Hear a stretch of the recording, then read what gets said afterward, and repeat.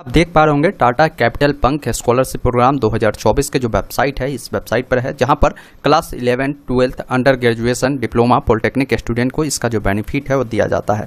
इसका लिंक जो है हमारे official website online update STM पर भी मिल जाएंगे। आप इस सर्च बॉक्स में लिखेंगे टाटा स्कॉलरशिप और सर्च करेंगे तो आपको ये लिंक मिल जाएंगे, जहाँ से इस वेबसाइट पर भी आ सकते हैं। यहाँ पर सबसे पहले मैं कुछ जानकारी इस स्कॉलरशिप के बारे में आपको समझा देता हूँ। तो यहाँ पर इस स्कॉलरशिप के लाभ मैंने आपको बताया कि 2 प्रकार के बच्चों को मिलेगा। पहला, जो 11, 12 में स्टडी कर रहे हैं किसी रिकॉग्नाइज्ड इंस्टीट्यूट से, तो वो कैंडिडेट अप्लाई कर सकते हैं। अंतिम तिथि जो रखी गई है 15 सितंबर 2024 तक है। अब डिटेल में जानना है तो यहाँ पर व्यू डिटेल का जो विकल्प मिलता है, इसमें इन्होंने पूरी जानकारी बताया है। अब इस जानकारी को मैंने हिंदी में कन्वर्ट कर दिया ताकि आपको पूरी जानकारी और भी बेटर तरीके से समझ में आ पाए। अब आइए जानते हैं इस स्कॉलरशिप के लिए पात्रता क्या रखी गई है। तो देखिए, अगर आप भारत के किसी भी ऐसे इंस्टीट्यूट से पढ़ाई करते हैं जो मान्यता प्राप्त है, तो आप इसके लिए अप्लाई कर सकते हैं। आप चाहे वहाँ 11वीं में पढ़ाई करते हो या 12वीं में पढ़ाई करते हो, आप इसका बेनिफिट ले सकते हैं। ये भी ध्यान रखेंगे कि आपकी जो पिछले कक्षा है, जैसे अगर 11th में आप पढ़ते हैं तो आपने इससे पहले 10वीं पास किया होगा, तो 10वीं में आपको जो है 60% अंक होना जरूरी है, तो इसका बेनिफिट मिल पाएगा। इसके अलावा आपकी जो पारिवारिक इनकम होगी 2.5 लाख रुपए से अधिक नहीं होनी चाहिए, तो आप इसका बेनिफिट ले सकते हैं। टाटा कैपिटल का जो बेनिफिट है, बडी फॉर स्टडी के जो कर्मचारी हैं उनके बच्चे नहीं ले सकते हैं। बाकी आप ऑल इंडिया से किसी भी राज्य से आते हैं तो आप इसके लिए आवेदन कर सकते हैं। इसमें बेनिफिट क्या मिलेंगे, फायदे क्या आपको होंगे, तो इस स्कॉलरशिप के तहत अगर आप आवेदन करते हैं और आपकी सिलेक्शन अगर होती है, तो जो भी आपके पाठ्यक्रम की फीस होगी, जैसे 11th में पढ़ते हैं तो आपकी फीस मान लीजिए जो भी होगा उसका 80% रुपये तक आपको मिल सकता है, और मैक्सिमम 10,000 रुपये जो है एक कक्षा के लिए 11th में करेंगे तो 11th के लिए मिलेगा, 12th के लिए करेंगे तो 12th में आपको मिलेगा। ये ध्यान रखिएगा। बाकी डॉक्यूमेंट क्या क्या लगेगा, तो इसमें पासपोर्ट साइज का फोटो लगेगा, आधार कार्ड लगेगा। इसके अलावा आपका आय प्रमाण पत्र लगेगा, जहां भी आपने नामांकन करवाया है उसका आप या तो आपके पास आईडी कार्ड होगा, बोनाफाइड प्रमाण पत्र होगा, ये भी आप दे सकते हैं। वर्तमान शैक्षणिक जो वर्ष का जो रसीद होगा, नामांकन रसीद, वो आपको देने होंगे। इसके अलावा आपका जो एक बैंक खाता विवरण जो है देना होगा। इसके अलावा जो पिछले कक्षा आपने पास किया होगा उसका प्रमाण पत्र जो होगा वो लगेगा, और कोई दिव्यांग है तो दिव्यांग प्रमाण पत्र देने होंगे। अब देखिए, यहाँ पर बताया है कि आवेदन कैसे करना है। तो आवेदन करने के लिए आपको बताया है बडी फॉर स्टडी के वेबसाइट पर जाकर आप इसके लिए पंजीकरण कर सकते हैं। बाकी पूरी जानकारी इन्होंने यहाँ पर बताया है, और अप्लाई का भी लिंक यहाँ पर दिया है। तो ये 11, 12 के लिए पात्रता था। वही कोई बच्चा जो है डिप्लोमा, ग्रेजुएशन ये सब करता है तो उनके लिए पात्रता मैं बता देता हूँ, फिर अप्लाई करने की प्रोसेस मैं समझाऊंगा। यहाँ पर इसके लिए भी बताया गया कि आप किसी मान्यता प्राप्त संस्थान से BA, BSc, BCom, diploma, ITI, polytechnic इस प्रकार के कोर्स करते हैं तो आप इसके लिए एलिजिबल है। पिछले कक्षा में या पिछले सेमेस्टर में आपको 60% अंक होना जरूरी है। पारिवारिक आय 2.5 लाख रुपए से अधिक नहीं होनी चाहिए। बाकी इस योजना के तहत, इस स्कॉलरशिप के तहत आपको 12,000 रुपये तक बेनिफिट मिलेगा एक ईयर में, जो कि ये इन कैंडिडेट के लिए है, डिप्लोमा, इसके अलावा BA, BSc, BCom वाले के लिए, ITI वालों के लिए इतना बेनिफिट आपको दिए जाते हैं। बाकी आपके लिए भी वही सभी डॉक्यूमेंट है जो आपको प्रस्तुत करने होंगे। अब आइए और भी आपको जानकारी बताते हैं। बहुत सारे बच्चे ये सोच रहे होंगे कि सर इसमें सिलेक्शन प्रोसीजर कैसे होता है, थोड़ा सा बताइए। तो देखिए, इसमें सिलेक्शन प्रोसीजर जो होता है टाटा कैपिटल पंख स्कॉलरशिप के लिए, तो इसमें सबसे पहला काम करना होता है कि आपको ऑनलाइन अप्लाई करना होता है। ऑनलाइन अप्लाई करने के बाद आपकी शॉर्ट लिस्टिंग की जाती है। ये शॉर्ट लिस्टिंग कैसे होता है, तो जो भी आपने एप्लीकेशन फॉर्म फिल किया होगा, जिसमें आपने जो भी एकेडमिक डिटेल दिया होगा, इसके अलावा आपकी फाइनेंशियल जो बैकग्राउंड है वो आपको देखी जाएगी। इसके बिहार पर वो लोग बच्चों को शॉर्ट लिस्ट करते हैं। शॉर्ट लिस्ट होने के बाद आप सभी का डॉक्यूमेंट वेरिफिकेशन किया जाता है। ये सभी प्रक्रिया ऑनलाइन होती है। शॉर्ट लिस्टेड जो भी बच्चे होते हैं उनको ईमेल चला जाता है कि आप इसमें शॉर्ट लिस्टेड है। आप पोर्टल पर लॉगिन कर अपनी डॉक्यूमेंट को आप प्रस्तुत करें, या जो डॉक्यूमेंट है ये आपको ऑनलाइन माध्यम से, ये लोग वीडियो कॉल के माध्यम से आपकी वेरिफिकेशन करती है। और जो बच्चे का यहाँ पर डॉक्यूमेंट वेरिफिकेशन हो जाती है, फिर उनका टेलीफोन की मदद से, मतलब कॉल की मदद से इंटरव्यू होती है। इंटरव्यू में आपकी पूरी डिटेल वेरीफाई की जाती है। पूरी डिटेल वेरीफाई होने के बाद फाइनली आप इसमें सेलेक्टेड होते हैं। फिर इसका जो बेनिफिट है आपको दे दिया जाता है, आप इसका बेनिफिट ले सकते हैं। बाकी मैं बता दूं, जो बच्चे सेकंड ईयर में होंगे वो सोचेंगे मैं अप्लाई कर सकता हूं या नहीं, आप बिल्कुल आप भी अप्लाई कर सकते हैं। अब इसका रिजल्ट आता है तो इनके पोर्टल पर ही इसका अपडेट दी जाती है। यहाँ पर देखिए कि रिजल्ट का ऑप्शन भी आपको मिलते हैं।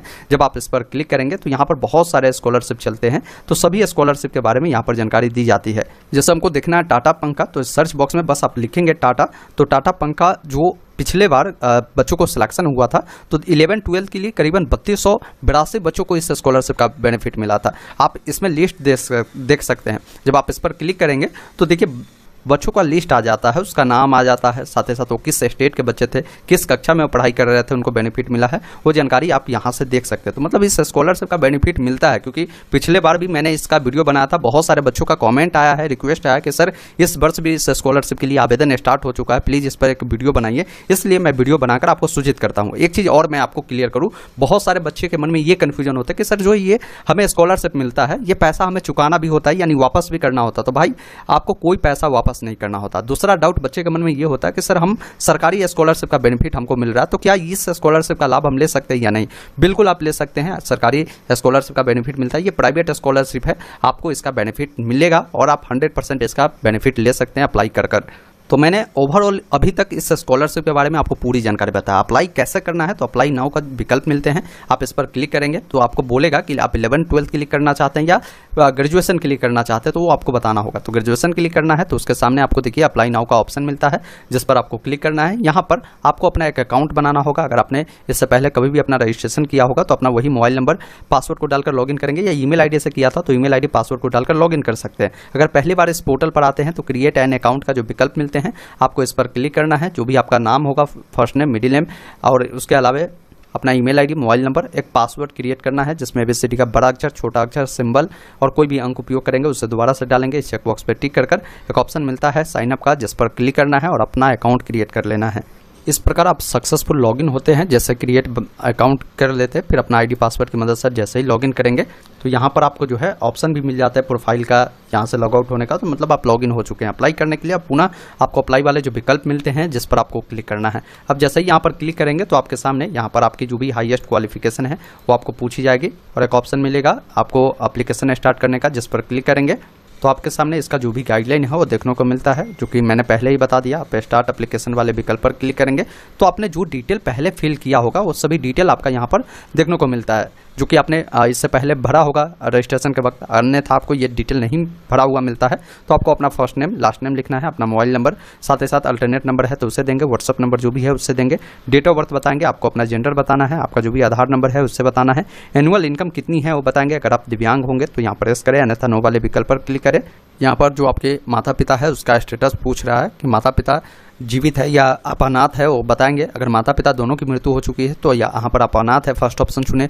अगर मान लीजिए आपके माता या पिता में से कोई एक लोग की मृत्यु हो चुकी है तो सिंगल पेरेंट चुने। अगर दोनों जीवित है तो दोनों को आप बताएंगे जीवित है। साथ ही साथ आप कितने भाई बहन हैं उसकी संख्या आपको बताना है। जो भी आपका परमानेंट एड्रेस होगा, एड्रेस आपको बताना है, स्टेट बताना है, डिस्ट्रिक्ट बताना है, सिटी बताना है, पिन कोड बताना है और उसके बाद यहाँ से अपनी डिटेल को सेव करना है। उसके बाद आप अगले डिटेल में आते हैं जहाँ पर एजुकेशनल डिटेल देनी है, जिस पर जब क्लिक करेंगे तो आप जिस भी अकॉर्डिंग डिटेल चुने होंगे, जैसे मैं ग्रेजुएशन के लिए अप्लाई कर रहा हूँ तो यहाँ पर 10th, 12th और ग्रेजुएशन सबकी जानकारी पूछ रही है। अगर मान लीजिए आप 11th के लिए अप्लाई करते हैं तो आपको सिर्फ 10th की जानकारी देनी होगी। अब जैसे ही प्लस पर क्लिक करेंगे तो 10th के बारे में पूछेगा कि 10th आपने जो है किस बोर्ड से पास आउट किया है, बोर्ड का नाम बताएंगे, इंस्टीट्यूट किस टाइप का था, वो सरकारी था या प्राइवेट था, वो जानकारी आपको बतानी है, किस राज्य से आपने किया था वो बताएंगे, डिस्ट्रिक्ट कौन सा था वो बताएंगे, इंस्टीट्यूट का क्या नाम था, किस साल आपने पास किया है, रोल नंबर क्या है वो जानकारी देंगे। फिर नीचे मार्क्स की जानकारी देनी है, आपको 10th में कितने नंबर प्राप्त हुए हैं वो बताएंगे, कुल कितने का एग्जाम हुआ था, किसी का ग्रेड या CGPA में था तो इस ऑप्शन को टिक कर उसकी जानकारी देंगे, फिर सेव वाले विकल्प पर क्लिक करेंगे।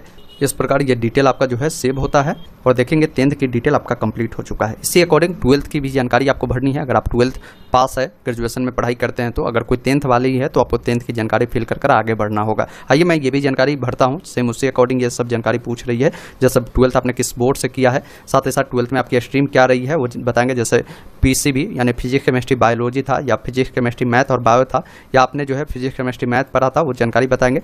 इंस्टीट्यूट बताएंगे किस टाइप का था, किस राज्य से आपने पढ़ाई किया था, किस जिला से किया था, इंस्टीट्यूट का नाम, कब पास आउट किया है, रोल नंबर क्या है, परसेंटेज जो नंबर है परसेंटेज या CGPA में वो बताएंगे, कितना नंबर आपको मिले हैं, कुल कितने का एग्जाम हुआ था, आपकी परसेंटेज आएगी, इसको सेव करना है। ये भी डिटेल आपका सेव होता है और यहाँ पर भी कंप्लीट है। अब ग्रेजुएशन वाले डिटेल पर आपको क्लिक करना है। अब यहाँ पर बताएंगे कि ग्रेजुएशन में आप कौन सा कोर्स करते हैं, कोर्स का नाम यहाँ पर बताएंगे, कोर्स की ड्यूरेशन कितने सालों की है, 2 साल, 3 साल, 4 साल वाला है वो बताएंगे यहाँ से, इंस्टीट्यूट किस टाइप का है वो आपको बताना है। साथ ही साथ बताएंगे कि आपकी जो करेंट में एकेडमिक ईयर कौन सा है, मतलब आप फर्स्ट ईयर में है, सेकंड ईयर में है, थर्ड ईयर या फोर्थ ईयर में है, वो जानकारी आपको बताना है। साथ ही साथ आपके सेमेस्टर अभी कौन सा है, क्योंकि आप जानते होंगे अब सेमेस्टर वाला नियम चलता है, 1 साल में 2 सेमेस्टर होता है, वो जानकारी आपको बतानी है। किस राज्य से पढ़ाई करते हैं, किस जिले से करते हैं, इंस्टीट्यूट का जो नाम होगा आपको यहाँ पर बताना है। साथ ही साथ यहाँ पर बताएंगे टोटल कोर्स फी कितना आपको लगा है 24-25 में, वो जानकारी आपको यहाँ पर देनी है। तो ये जो भी जानकारी देते हैं एडमिशन रसीद से ही दीजिए, ताकि आगे आपकी वेरिफिकेशन डोक्यूमेंट की जाए तो ऐसा ना हो कि उसमें आप फॉल्स साबित हो और आपको बेनिफिट ना मिले। हॉस्टल अगर फी लगता है तो आप बता सकते हैं, नहीं तो इसे छोड़ सकते हैं। कोर्स का मोड पूछ रहा है तो आपको यहाँ पर फुल टाइम चुनना है। साथ ही साथ मोड ऑफ स्टडी आपको पूछा गया, तो अगर आप हॉस्टल में रहकर नहीं पढ़ाई करते, डेली आते जाते हैं तो पढ़ाई करते, तो डे स्कॉलर वाला जो ऑप्शन है उसको चुनना है। साथ ही साथ यहाँ पर पासिंग ईयर आपको बतानी है। ये जो कोर्स है मतलब कि आप जो करते हैं ये कब पास करेंगे, तो मान लीजिए आपका अगर सत्र जो है 2024 से 28 होगा तो आप यहाँ पर बताएंगे 24 से 28 में आप कंप्लीट करेंगे। जो भी एडमिशन हुआ है तो आपका जो भी रोल नंबर या एडमिशन नंबर मिला है उसकी जानकारी देना है, फिर यहाँ से डिटेल को सेव करना है। इस प्रकार देखेंगे क्वालिफिकेशन की डिटेल जो है मेरा सेव हो चुका है। वही कोई अगर मान लीजिए पॉलिटेक्निक डिप्लोमा करता है तो यहाँ पर उसकी जानकारी आप यहाँ से चुन सकते हैं। इसके बाद नीचे आएंगे, यहाँ पर देखिए फैमिली मेंबर डिटेल आपसे पूछी जाती है, जिसमें आप अपने फैमिली मेंबर की जो डिटेल है यहाँ पर ऐड कर सकते हैं। जैसे ही ऐड वाले विकल्प पर क्लिक करेंगे तो आपको बताना होगा, फादर की डिटेल देनी होगी, तो फादर का जो भी नाम है यहाँ पर फिल करेंगे, मोबाइल नंबर बताएंगे, जो भी इनकम होगा इनकम सर्टिफिकेट पे वो बताएंगे। अब यहाँ पर रिलेशन में जिनका भी आप यहाँ से चुनते हैं, जैसे फादर मैंने चुना तो फादर की डिटेल देनी है, उनकी क्वालिफिकेशन क्या है वो बताएंगे, वो क्या करते हैं उसकी जानकारी देनी है और यहाँ से सेव वाले विकल्प पर क्लिक करना है। इस प्रकार फादर का डिटेल कंप्लीट होता है। आप चाहे तो और भी फैमिली मेंबर को ऐड कर सकते हैं, यहाँ पर ऐड वाले विकल्प पर क्लिक करेंगे, फिर उनका नाम, मोबाइल नंबर, उनकी इनकम क्या है, रिलेशन में वो क्या लगते हैं, या तो आपकी मदर होगी या गार्जियन के तौर पर कोई और है तो उनकी भी जानकारी दे सकते हैं, या आप चाहे तो एक ही लोगों को देना तो एक लोगों का भी देकर यहाँ से 7 कंटिन्यू वाले विकल्प पर क्लिक करेंगे, ये डिटेल भी आपका सेव होता है। अब इसके लिए आपको डॉक्यूमेंट अपलोड करना होगा। देखिए डॉक्यूमेंट में क्या क्या देना है, तो सबसे पहले एक पासपोर्ट साइज का फोटो जो है आपको अपलोड करना है, और ये डॉक्यूमेंट 20 KB से 1 MB के बीच में आपका होगा। JPG PDF फॉर्मेट में आपका ये एक्सेप्ट करेगा। फिर मैंने ग्रेजुएशन लेवल पे अप्लाई किया है तो 10th का और 12th दोनों का मार्कशीट मांग रहा है। अगर आप 11th के लिए अप्लाई करेंगे तो सिर्फ 10th का मार्कशीट आपको मांगेगा, उसको अपलोड करना है। 12th की मार्कशीट अपलोड करना है। साथ ही साथ फैमिली का जो इनकम प्रूफ होगा वो देना है, कास्ट सर्टिफिकेट है तो उसको देना है। कॉलेज का जो भी आपका एकेडमिक ईयर में नामांकन करवाया होगा उसका रिसिप्ट होगा, फी रिसिप्ट, उसको अपलोड करना है। इसके अलावा स्टूडेंट का अपना एक प्रूफ देना है, जिसमें आप या तो अपना ID कार्ड दे सकते हैं या बोनाफाइड कॉलेज से बनाकर दे सकते हैं, या लेटर पैड पर लिखवा कर भी आप दे सकते हैं, जो भी आपको सही लगे उससे आप दे सकते हैं। उसके बाद यहाँ पर जो है बैंक पासबुक अपलोड करना है। साथ ही साथ फी स्ट्रक्चर जो होता है वो अपलोड करना है। अपना आधार कार्ड आगे और पीछे दोनों साइड को अपलोड करना है। अब मेन जो फंडा है मेरे भाई, ये जो डॉक्यूमेंट अभी आप देंगे इसके बिहार पर ही जो इनकी टीम होती है टाटा कैपिटल पंक का, वो आपका पूरी डिटेल वेरीफाई करती है। अब इसी में पता चल जाता है कि कौन बच्चा सही है कौन गलत है। डॉक्यूमेंट अगर आप सही से नहीं दे पाएंगे तो फिर आपका सिलेक्शन इसमें नहीं हो पाता है। कई बार आप लोग कहते हैं कि सर सिलेक्शन नहीं होता, मैंने आपको दिखाया लाइव कि बच्चों का सिलेक्शन होता ही है हर साल। आपका नहीं होता इसका मतलब ऐसा नहीं है कि किसी का नहीं होता, क्योंकि आपने सही से आवेदन ही नहीं किया तो कैसे आपको सिलेक्शन होगा। तो इसलिए जो जानकारी दे रहे हैं बिल्कुल सही दे। उसके बाद यहाँ से सेव एंड नेक्स्ट पर क्लिक करें। अब आप अगले डिटेल में आएंगे। रेफरेंस के तौर पर आपको जो है यहाँ पर कुछ लोगों का नाम ऐड करना है। आप चाहे तो फ्रेंड का भी दे सकते हैं, तो फ्रेंड पर जब क्लिक करेंगे तो फ्रेंड का नाम, उनका मोबाइल नंबर, रिलेशन में क्या है वो बताएंगे, क्योंकि फ्रेंड है तो रिलेशन आपका फ्रेंड ही रहेगा। यहाँ से उसको सेव कर सकते हैं, या आप चाहे तो आंटी का भी आप डिटेल जो है दे सकते हैं। यहाँ पर आपको ऑप्शन है रेफरेंस के लिए 2 लोगों का मिनिमम आपको डिटेल ऐड करना है। फिर यहाँ पर देखिए बैंक की डिटेल देनी है, आप इस पर क्लिक करेंगे और यहाँ पर बोलेगा कि किस बैंक की डिटेल देनी है। आप ऐड पर क्लिक करेंगे तो अपना बैंक का ही डिटेल देना है, तो जो भी बैंक में अकाउंट है अपना नाम, अपना बैंक खाता देना है, IFSC कोड देना है। साथ ही साथ यहाँ पर आप क्लिक करेंगे तो आपकी जो बैंक का नाम है, ब्रांच है, वो डिटेक्ट कर लेता है, नहीं तो आप मैनुअली लिख सकते हैं और इसको सेव करना है। तो इस प्रकार ये डिटेल देनी है। इसके बाद कुछ जानकारी आपके बारे में पूछी जाती है। जैसे प्रश्न 1 में बोला गया हमें अपने बारे में बताएं। उदाहरण के लिए आप कौन है, पारिवारिक जो पृष्ठभूमि है वो बताएं, ताकत, गुण, कोई असामान्य अनुभव, उपलब्धियाँ, ये सब के बारे में बताया। तो आप अपने बारे में बता सकते हैं कि आप, मेरा नाम ये है, मेरी पिताजी का नाम ये है। आप अपने पारिवारिक स्थिति के बारे में बता सकते हैं, आपने कोई अचीवमेंट किया है वो सब जानकारी बताएंगे। तो ये सब जानकारी अपने बारे में 150 शब्द में आपको लिखना है। उसके बाद 2 नंबर में पूछा गया कि हमें अपने कैरियर संबंधित आकांक्षाओं के बारे में बताया और यह छात्रवृत्ति आपके किस प्रकार मदद करेगी इसके बारे में बताया। जैसे इसका मतलब ये हुआ कि आप बताया कि भाई आप आगे क्या करना चाहते हैं, अपने आकांक्षाओं के बारे में बता सकते हैं कि हमें ये करना है, इसके लिए हमें स्कॉलरशिप की ज़रूरत है, इस पैसा से आपको क्या मदद मिल सकता है उसके बारे में बताना है। तो ये अपने लैंग्वेज में आप बता सकते हैं। 3 नंबर प्रश्न में बोला गया है कि क्या आपको कोई छात्रवृत्ति मिला है या आपने इसके लिए आवेदन किया है, तो आपको कोई स्कॉलरशिप मिला है तो आप बता सकते हैं, नहीं मिला है तो आप नहीं भी बता सकते नहीं मिला है। साथ ही साथ यहाँ पर पूछा गया आपको इस स्कॉलरशिप के बारे में कैसे पता चला, तो आपको कैसे पता चला वो आप बता सकते हैं। आप जो भी चाहे यहाँ पर बता सकते हैं। उसके अलावा क्योंकि आपको सोशल मीडिया से मिला है तो यहाँ पर सामाजिक मीडिया, सोशल मीडिया को चुनें।